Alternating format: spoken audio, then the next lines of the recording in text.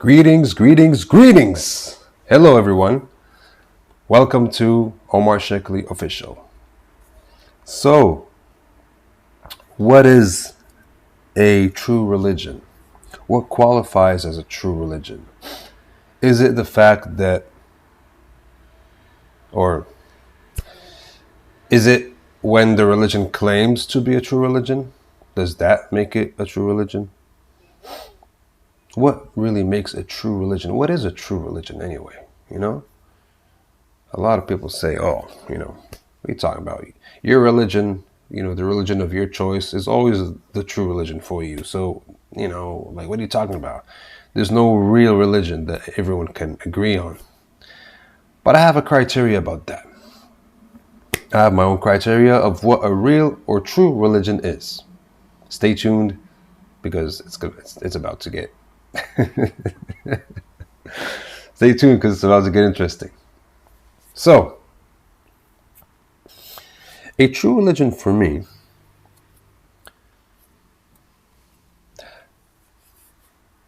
after all this time on earth, observing, contemplating, meditating, just being, and exploring every kind of faith or tradition or spirituality there is on the planet. Not that I know all of them, but I've always been one to explore the unknown and to be part of it. To be part of it in some way. To really lose myself in it. To know it. Because certain things cannot be known otherwise. And what I came to find is that any religion that excludes you from the world, excludes you from others, is not a religion that unites. Religion is something that must unite. Otherwise, why? Some would say religion is for you to get to heaven, right? We hear that a lot, especially in the Abrahamic religions. Oh, you need religion so you can get to heaven, so that you don't burn in hell. Those are mainly fear-based. And anything fear-based is not good. It's not good. If I'm doing something out of fear, no, I have to do things out of love. Unfortunately, those types of religions don't know what love is. They base their whole thing on fear. And then they claim to be about love and peace and all those things, but mainly it's about fear. And the spiritual is never or should never be about fear. Anyone who knows any basics of spirituality knows this. For those who don't have any basics of spirituality, they wouldn't know. They're very simple-minded. They're not even simple-minded. They're very limited in their perception. It's like, what are you talking about, basics of spirituality? You need to pray to God so so that He doesn't throw you in hell. Like, it's simple, right? And then they try to make it seem like they're the ones who are so, they've understood the whole thing. Like, what are you talking about? Like, of course you have to fear God. If you don't believe in Him, you'll go to hell. It's like, no. Because we're talking about the spiritual, and the spiritual is a whole experience unto itself, a whole dimension unto itself. It's not about saving your ass. It's not about survival, Now what they did is they brought survival instincts into the religion and made you believe that, yeah, religion is part of your survival. So the fear is always playing on your survival, because what is survival? It's based on fear. You need fear, certainly, to survive. Well, you need fear to a certain extent. To be able to survive on this earth, if you had no fear from the time you were born, you wouldn't survive. No creature would survive without fear. Because when danger comes and you have no fear, then danger will just take you away. And then you're gone. But fear makes you want to protect yourself, want to preserve yourself. Fear has its own importance. But when it comes to the spiritual, when it comes to the transcendental, fear does not belong to those dimensions. So if you're still functioning from fear while and making fear part of your faith, part of your approach to God, then my friend, you are completely lost. You really don't know what you're doing. And you will not know that you do not know what you're doing. Because fear blinds you. Fear blinds your heart. Fear does not allow you to focus on anything but survival. If anyone talks about anything else or other than survival or fear or, these things, you'll just dismiss it like nonsense. Like, what are you talking about? This is nonsense, man. Come on. We need to survive. Like, we need to go to heaven, man. Like, God created us, and I mean, it's normal. If we don't obey him, he's just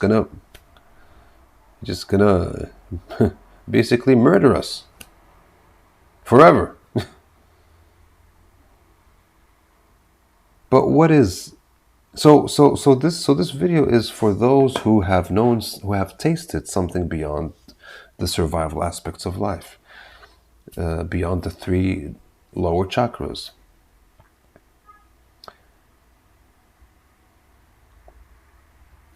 To me, any true religion, or any religion that qualifies as being true, you see what I did there? I don't consider one religion to be the truest, and because that's another thing that the mind does, or the survival aspect does. Only one is true. All the others are wrong. So when you get into the transcendental dimensions, one can be in the many. One is no longer one secluded from the others, or one secluded from the many. One can be part of the many. You see, a new logic begins to function within you. So a true religion, to me, is one which does not contain you within that religion. A true religion is one that makes you get out, because a religion is a certain, right? It's supposed to be a certain group, a certain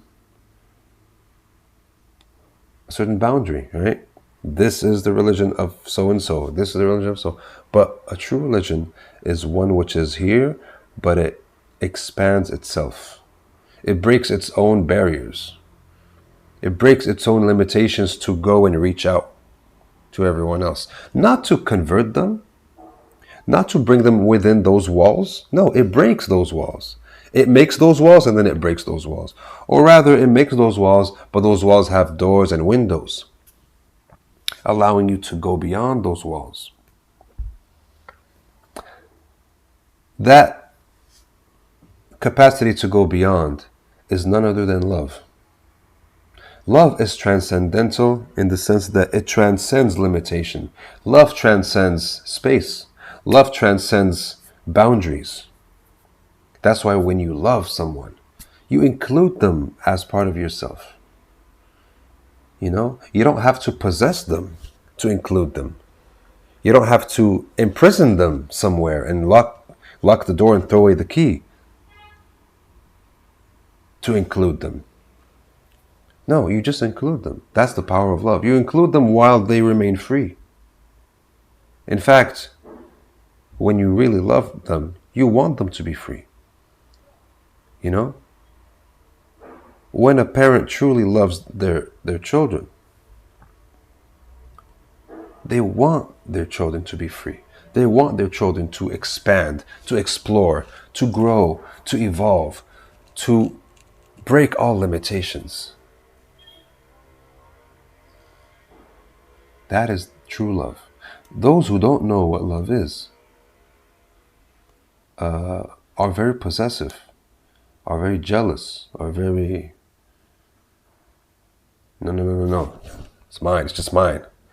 You know, that's not yours. Get out of here. It's mine. Again, survival. For survival, it's okay. But for the spiritual, the transcendental, no. You can't know the transcendental with this kind of attitude.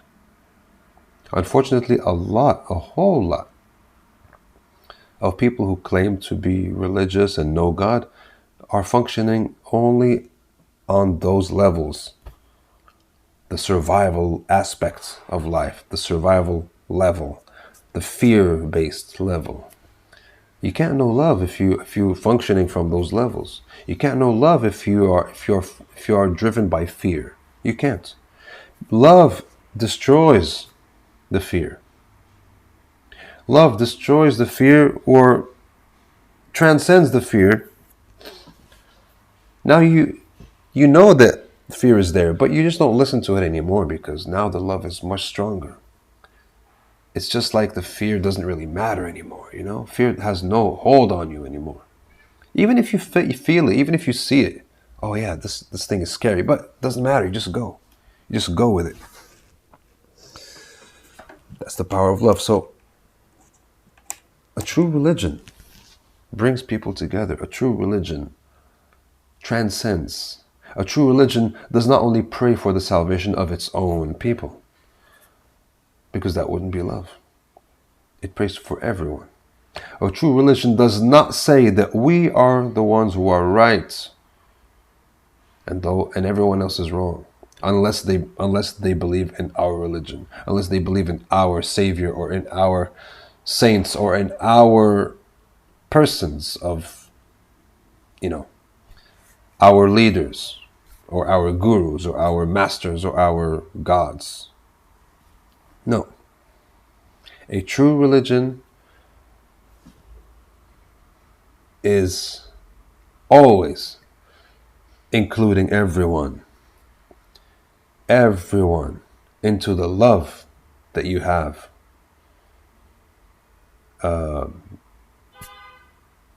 found within that religion or within yourself, by being inspired by that religion or by that way of life. And you are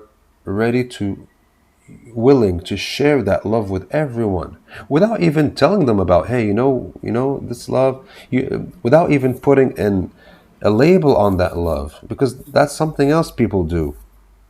They label the love. So some people will be like, hey man, I love you, but you know what? You know why I love you? Because my God told me to do that. Because this love comes from this religion. That's wrong. That's wrong. Love is the religion.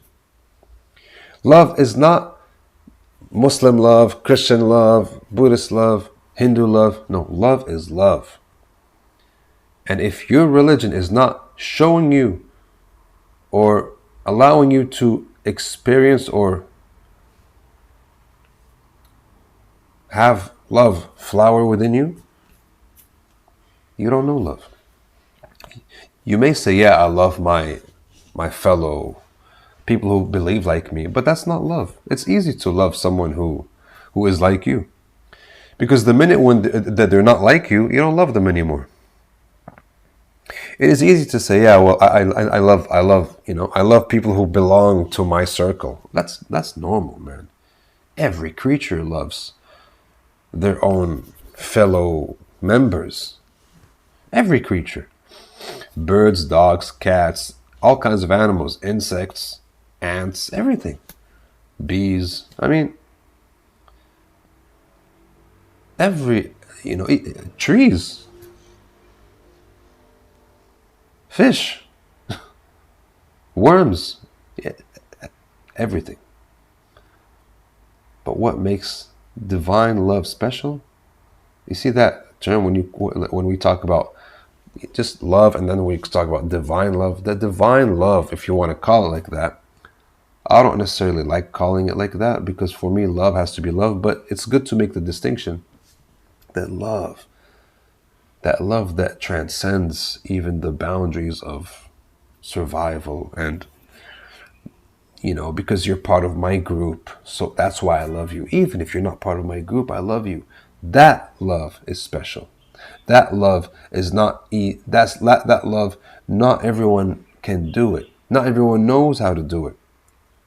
Everyone can do it, but they have to transcend their limitations of fear and survival and whatever. That love, why do we call it divine love? Is because, you see, God or the creator who created everything, this force who created everything, you don't really need to, you can personify it, not personify it, that's up to you, it's okay. It loves everything and everyone. It does not love only those who belong to this religion, that religion. It loves everyone. It gives us the sun. It gives us the stars at night. It gives us the rain. It gives us the earth. It gives us all the food that comes out of the earth, regardless of whether you believe, don't believe, belong to this religion, that religion, no religion, whether you're confused about which religion. It doesn't matter. It loves everything and everyone. Its love has no boundaries. So when your love becomes like that, when you reach to this level and you allow this heart chakra to flower, that is divine love, because now you are able. Your love is no longer limiting you. You just love. You're not loving someone because. You're not loving someone because you like something about them. You don't love someone because they agree with you. You just love. Don't try to understand it with your mind. You can't. The mind is too limited. But when you open this has its own intelligence, and it opens up and it embraces everything and everyone. Any religion that allows you to open this and embrace everyone as part of yourself, regardless of who they are or what they belong to, that is a true religion. That is a true religion. That is what the world needs. That is what the world needs. And that is not what we are seeing most of the time. Now, certain religions who do follow this principle of love, of embracing everybody through love, these religions you can see today are being fought down. Buddhism is being fought down. Christianity is being fought down. These two are the most famous religions, or the most known religions, who function from the heart, who are based in the heart. And if you see very closely, they are being fought.